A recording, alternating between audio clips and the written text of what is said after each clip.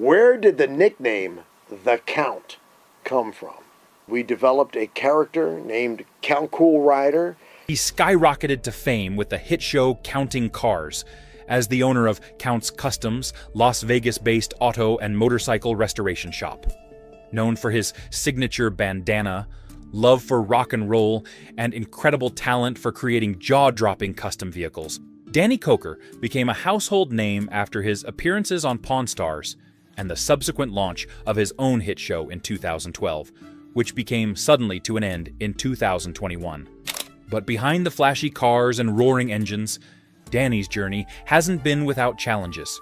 From legal battles involving his team to rumors of financial troubles and tension within his business, the world of Count's Kustoms hasn't always been smooth cruising. Danny Koker's journey into the custom car world didn't start with TV fame.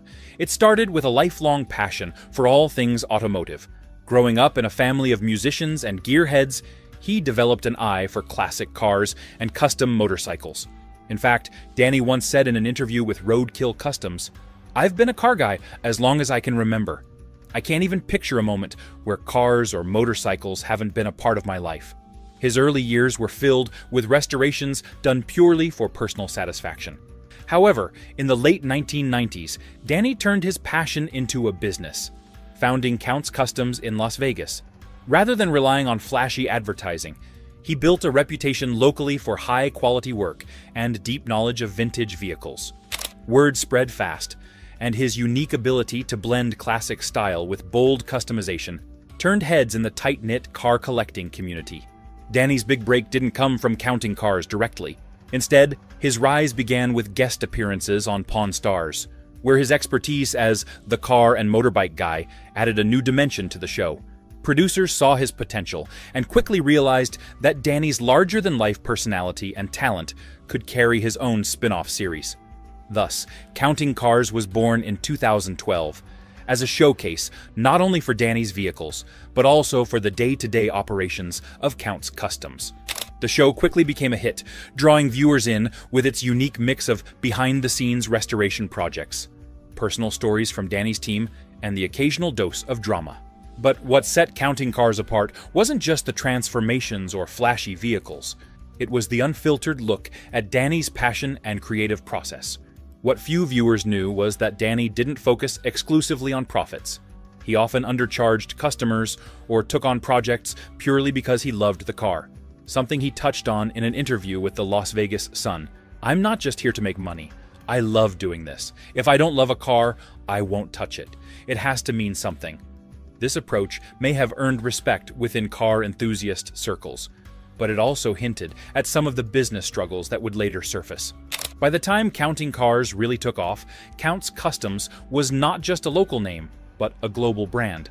While the exposure brought in droves of new clients and interest, it also made Danny's business and life subject to increasing public scrutiny, something that would eventually lead to larger challenges for the shop and for Danny himself. As Counting Cars grew in popularity, the public spotlight on Count's Kustoms revealed cracks beneath the surface. In 2015, former employee Joseph Frontiera became the center of a legal battle after the company accused him of embezzling funds. According to public records shared by TMZ, Frontiera had allegedly used company money for personal expenses, including payments on a Range Rover and airline tickets. The lawsuit alleged that the financial misconduct totaled over tens of thousands of dollars, creating a significant setback for the business. While Danny Koker himself wasn't directly implicated, the case drew attention to issues with internal oversight at Count's Kustoms. For a shop managing high-value restorations and juggling the pressures of a global audience, the incident raised questions about how such a misuse of funds had gone unnoticed for so long. In addition to the Frontiera lawsuit, there were growing rumors about disputes with certain clients and delayed payments to suppliers.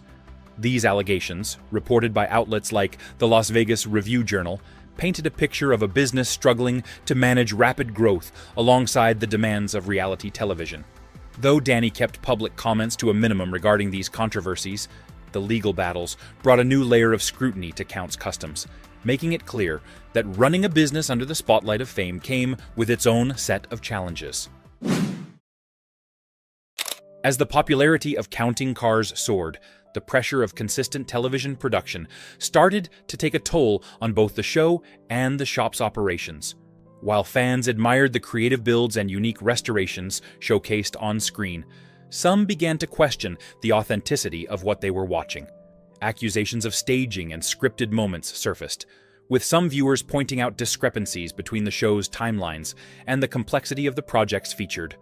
A recurring criticism, which was also noted in discussions among car enthusiasts on forums like carcomplaints.com, was that certain builds looked rushed or incomplete when compared to Count's Kustoms' earlier work. These complaints raised concerns that the demands of creating weekly episodes for a hit show were forcing the shop into compromises that wouldn't have occurred under normal circumstances. Tensions within the team also became more public during this period.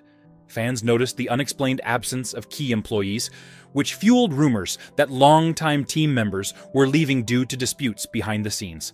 One notable example was Scott Jones, who handled much of the business management on the show's earlier seasons before suddenly disappearing. While no official explanation was ever given for his departure, fans speculated that internal frustrations and the shop's growing pressures might have played a role. Danny, however, maintained that the focus of counting cars remained on craftsmanship and the stories behind the vehicles. In an interview with the Las Vegas Sun, Danny addressed the challenges of balancing a television show while staying true to his passion. "It's not easy, but I'll always put the vehicles first. This isn't just a show to me, it's my life." Still, the criticism and changes within the shop didn't go unnoticed.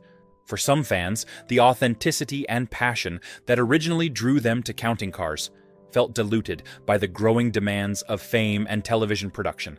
For Danny Koker, the challenge was clear: how to balance the chaotic world of TV production with maintaining the trust of both his audience and his clients.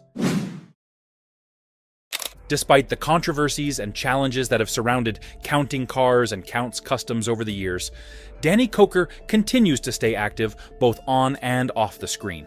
While the shop remains the centerpiece of his brand, Danny has diversified his passions, channeling his energy into side projects like music and entertainment. One of his most notable ventures outside of Count's Kustoms is his ownership of Count's Vamped Rock Bar and Grill in Las Vegas. The venue reflects his deep love for classic rock, featuring live performances from local and national bands. This space allows Danny to combine his two lifelong passions, music and community, a connection he frequently talks about in interviews. In addition to Vamped, Danny still performs with his band, Counts 77, which has released multiple albums and toured extensively. His music career, while never as high profile as his TV persona, provides an escape from the pressures associated with his global fame and serves as a creative outlet outside the garage. As for Count's Kustoms, the shop remains operational and continues to take on high-profile restoration and customization projects. However, the business has kept a lower public profile in recent years, perhaps to focus on maintaining its reputation amidst the mounting criticisms discussed earlier. Customers now report that the shop prioritizes transparency and realistic timelines, suggesting that lessons may have been learned from earlier missteps. Interestingly, rumors of financial strain continue to follow Danny and his business ventures, although no concrete evidence has recently emerged to substantiate these claims. Instead, Danny remains focused on his work, emphasizing in interviews with the Las Vegas Review-Journal that his love for restoring cars has never wavered. Through the highs and lows of fame, Danny Koker's ability to adapt has been a key to his longevity. However, as the spotlight has dimmed somewhat in recent years, it raises the question of whether Danny will stay focused on Count's Kustoms or continue to spread his talents across other ventures. For now, Danny appears content, balancing his creative outlets, running his shop, and preserving his place as one of reality TV's most recognizable automotive personalities.